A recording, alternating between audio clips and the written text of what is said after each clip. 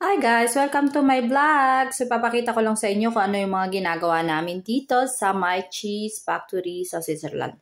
Lahat yan, nakikita nyo, mga cheese, lahat yan, yung mga nasa basket na yan, mga green basket na yan, lahat, punong-puno yan ng mga cheese. Yan yung mga ginagawa namin dito. Hindi namin siya niluluto, pero mostly nilalagyan namin siya ng mga etiquette, mga ganyan. Yan, ginawa ko yan, ginawa namin yan, nilagyan namin ng panaman, ganyan.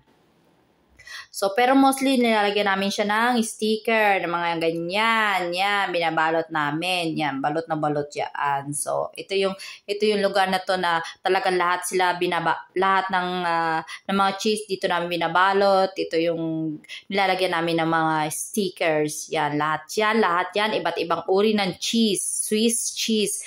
Yan, yung mga yan. Talagang masasarap yung mga cheese namin dito, guys, sa Switzerland. Basta Swiss cheese, masasarap. Ay, yeah, mga aberot na yan. Lahat yan. Nakikita nyo, lahat yan. Mga cheese. Yung mga binabalot namin dito. Yan yung trabaho ko dito sa Switzerland. So, buong yan. Makikita nyo, yan. Lahat. Iba-ibang cheese, iba-ibang lasa. Lahat masarap. So, yun lang guys. Thank you for watching.